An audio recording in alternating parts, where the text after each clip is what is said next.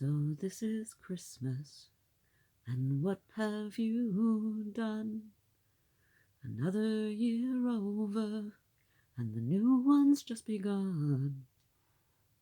Sort of, kind of. I mean, it's the 25th, or what time are we?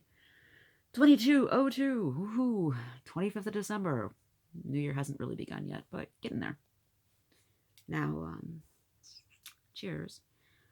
I'm not exactly a big fan of Christmas. One, I'm not religious, never have been. Two, I've always been aware of how toxic it is. But three, I recognize that there's just so much hypocrisy around it. So much lies and BS and drama that doesn't need to be there. Lots of pain. So for me, it's just another Monday. Cheers. But it's one of the Mondays that I rarely celebrate, and it's one of the Mondays where I'm actually having a glass of wine. It's as close as I get to mead. The mead here is not the best. But, yeah. It's kind of hard. Just another Monday. But it's a Monday that people come out of the woodworks that don't normally talk to you, say, hi, wishing you well, sending you hugs. It's like, that's cool. That's cool. It's nice. But when people only kind of say that they recognize you exist on special days, you know, like Christmas or your birthday or I don't know, whatever holiday that they're celebrating that just is another day for me. Lots of trauma survivors know what I'm talking about. It's just another day. And we deal with it. But it hurts. And it's pretty effed up. So what have you done this year?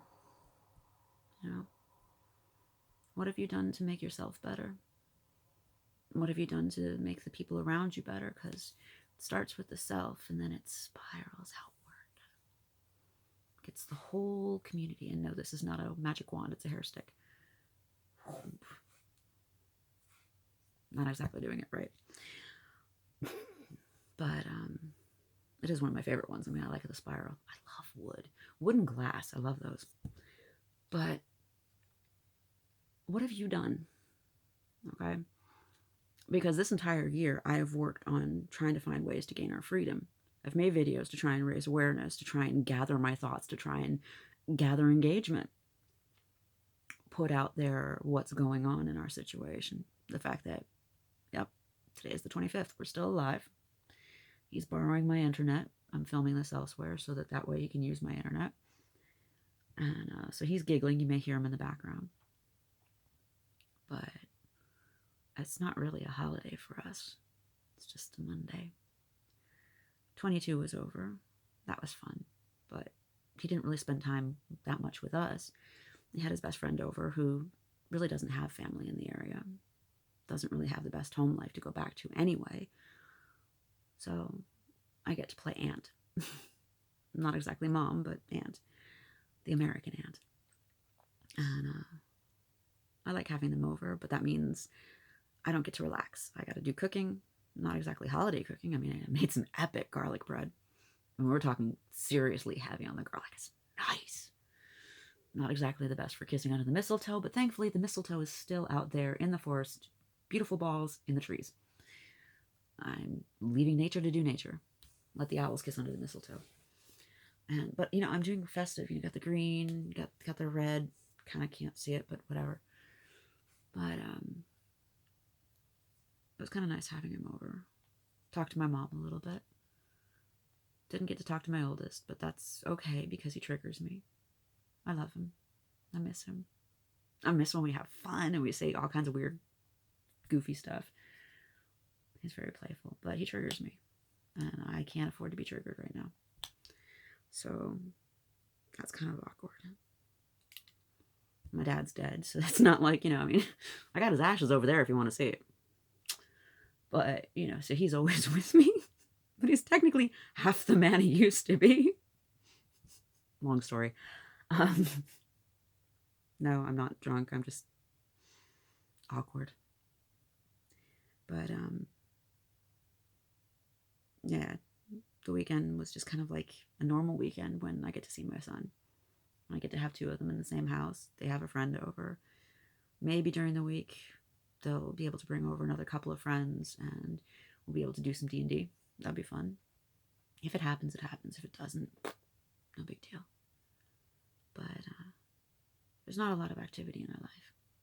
But I spent the year getting us to this point. And it hasn't been easy. And there's been a lot of times, a lot more times than what I post, where it's just an emotional roller coaster. And I gotta take my emotions and I gotta dump them down and keep them under control, and I'm not allowed to feel them, because if I upset him, my life's in danger. No. It's weird walking on eggshells again. But I do it. And I do what I can to keep him calm, to find ways to get him happy, we have good conversations. Which is awkward because he's only 16. More than 16 and a half. But it's awkward because the other day he forgot that he was only, just going to turn 17 in April. And he's like, I forgot. I thought it was like 20s. And he does. He has the mentality of someone much older than he is, except for when he gets derpy. His communication skills need a lot more work, though. But we have some nice, deep conversations. But he's been running on fumes. And I still can't find a therapist. Found more options and trying to work into those. Gave the lawyers some options. Haven't heard from the lawyers. Not surprised. It is what it is. But I've got more people to write to, more calls to try and make. That means speaking in French, because I'm region blocked to France. I can only make calls here. And not everybody, really wants to talk with me. So that's kind of awkward. And I don't have all the right words to say. I'm struggling with words in English at the moment. And then again, this isn't scripted, so it's whatever comes to mind. I try and write scripted, but that doesn't work either. I'm calmer, though. Had an appointment with the anti-happy lady, and yeah, she didn't trigger me. Oh, I got pissy, but she didn't trigger me. Then again, I deserve to be pissy. But that's another story. The overall message of her is that she deserves to be in jail. She is not qualified to do her job. She's not qualified to work with anyone who's victimized. She's not qualified to work with anyone who is vulnerable. And yet she is. Honestly, she's not qualified, in my opinion, as a former manager for multiple organizations, management in retail and elsewhere. She's not qualified to be a cashier in Aldi or a Lidl. She has no business with the public. So, that's an experience. But that's just my opinion. That's another story. But I've made it this far. I've kept him working with me, talking with me, trying to figure out what he's feeling, why he's feeling it, what he's craving, what he's... Not just food craving, not just activity craving, but the darker stuff too. We work through it. It's not being a mom anymore. It's on-call therapy all the time. And it's exhausting. My two friends help. I'm looking over the different websites, especially entomology. I like them. They help. The way that the post that Glenn Patrick Doyle does, his stuff helps. It gets me thinking.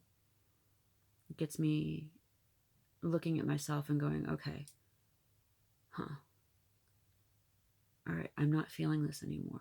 I was feeling this last year, the year before. Oh God, this was bad 5 years ago. But I'm not there now. And being able to think about how do I do things? How do I say things? What works for me? Like, one of the posts today was about abandonment, and I don't fear abandonment anymore. I've been abandoned to the highest level, so what's there to fear? I'm still here.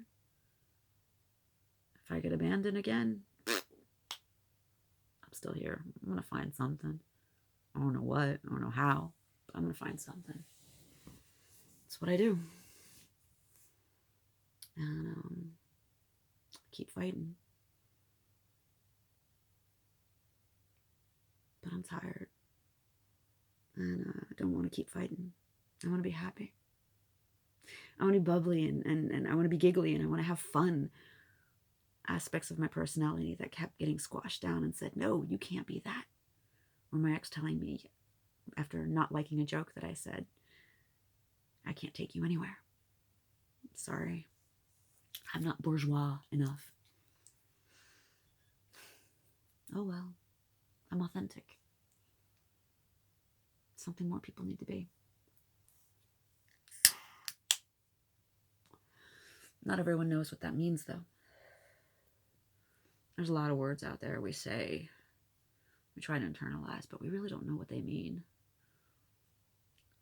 I had a weird epiphany moment the other night about laundry lists. Like, what the fuck is a laundry list?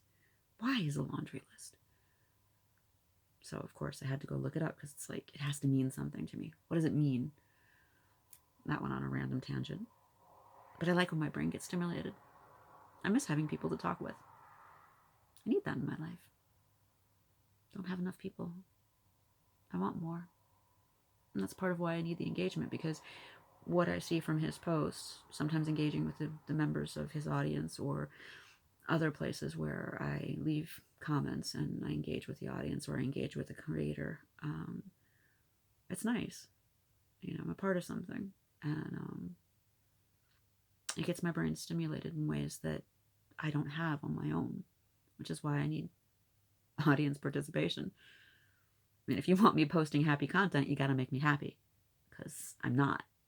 And that's not something that comes from within normal settings, yes. But not when you're living in extremes like this. And quite literally, I would love to go and live with Master Shi Hengyi, with his monastery in Germany. Because given our situation, given the extremes, given the lessons that we've had to learn, or I've had to teach my son, our life would improve at a monastery, which is incredibly pathetic. But, yeah. Plus, he'd be fun to talk with. And I like how he's got the philosophic type classes and stuff like that. That would be interesting. Plus some Tai Chi and some Qui-Gon would be fun. I miss Tai Chi, but I can't do it on my own. Just can't. It's just it. No. Mm-mm. But I miss being who I used to be. I miss having that part of me just shut off, not allowed to come out.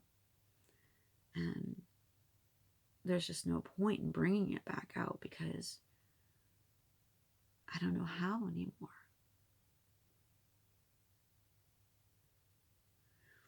But I try and bring that out with my son. Either of my boys when they're here. Try and bring it out with their friends. But it's awkward. I'm not socialized anymore. And the learning disabilities that I'm newly acquired for the last 10 years, and learning how to function within them while living in isolation. It's weird. I'm like a hyper happy puppy who also has to, be caretaker and do everything. So that doesn't help. But I've gotten us this far. We still have a long way to go before the winter is over. And nothing's going to be open. Everyone's going to be on vacation. Then they're going to have to get back into the work routine, and they're going to have to go through the pile of whatever packed up and stacked up and backed up. And I'll be lucky to actually get a hold of anyone by April. So I've got 4 months until he turns 17. 4 months to find a solution. 4 months to get the courts to take us seriously and do something in our favor that gets us somewhere safe, that gets us the help we need. I could use some help. And I know I'm not the only one that's suffering in extreme situations. And I know that there are people that have it worse, and I hate that. I hate what's happening around the world. I hate seeing everybody celebrating Christmas and putting up these fake. It's so empty. It's so fake. And there's so much, oh, let's love the nostalgia. Not really caring how much they're triggering other people. Whether it's just about the holidays or whether it's ignoring the people that desperately need help.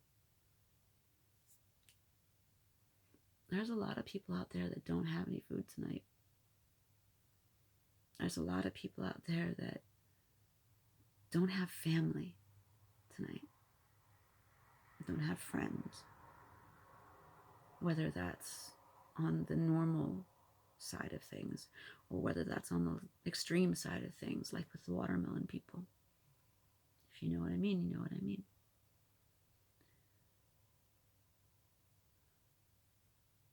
I feel bad for them, and there's not much I can do. They deserve better. So what have you done this year? Have you just worked on yourself, which is a big deal? Have you looked at working on yourself and figuring out how that impacts everyone around you? Have you worked on yourself and figured out how that impacts global society? Have you not cared? Have you fallen into hypocritical behavior patterns?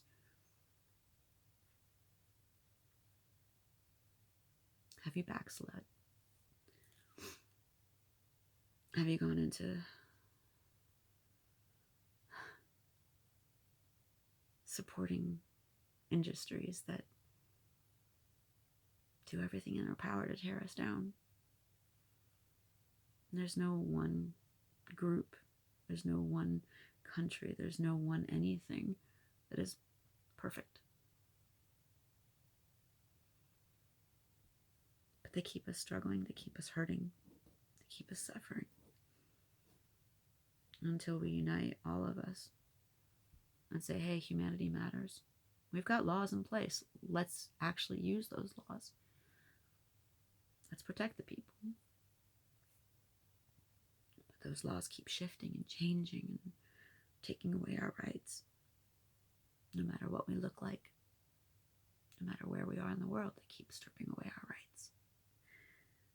And New Year's starting. Cool, you want to go to the gym. Cool, you want to take that cooking class. Cool, you want to get your nails done and walk around with makeup and fake eyelashes. Cool. What are the consequences of what you want to do? How does it impact everyone else around you? How do you raise your kids? How do you raise yourself? What are you doing? It's another year almost over. New Year's about to begin. What are you doing to make it better? Not just for yourself. Not just clearing away the generational curses in your family line. What are you doing to break the curses, the generational trauma that was put into your family line by the community? What are you doing to be a member of the community? What are you doing to help others?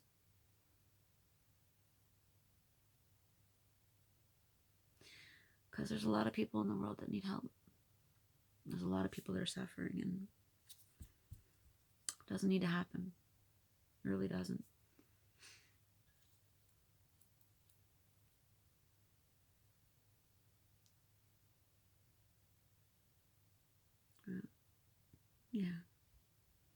I know what I'm going to be doing.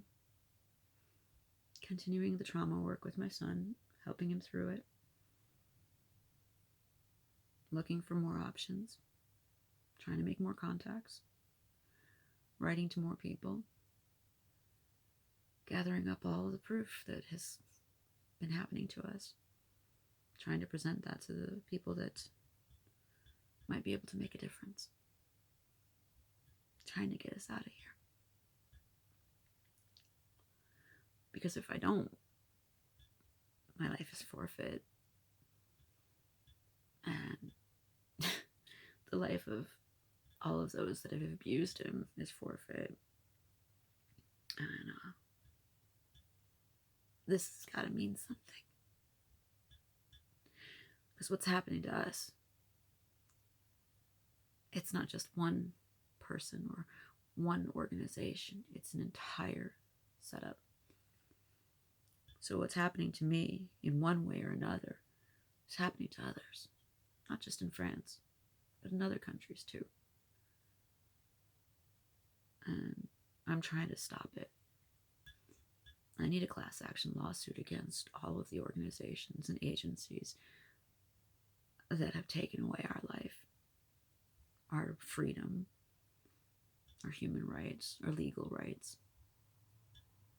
And I can't get those things back. But I can help do something to make sure that people get held accountable for their behavior so they can't hurt anymore. Because no one should be going through what I'm going through. Not the totality of it, not individual pieces of it, let alone worse. But they are. And I got a big mouth. It's hard to shut me up. I can't always organize my thoughts. But I know what's right. And I know what it means to be a good, decent human being. Those around me really don't. I'm a humanitarian. What I do for myself, what I do for my family, for the animals, I do that for everybody else too. Those of us who have a voice need to speak up. I just need access to more people that have a voice. I need help. And I don't know where to find it. And it's lonely. I'm doing all of this by myself. Trying to figure out how. Trying to find access to parts of my brain that are just kind of shut off.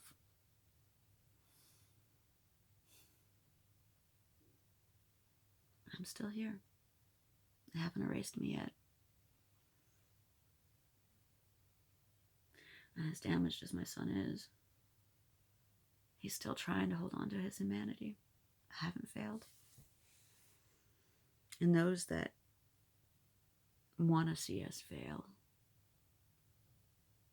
it's a flaw in them. I wish them healing. No revenge. I just want them to go away. I want them to let us go. I want to be free. And I know we'll get there. I just don't know how. But if anyone can do it, a Scorpio can. Anyway. The dogs are barking again. Not my dogs, but Merry Monday. Good night.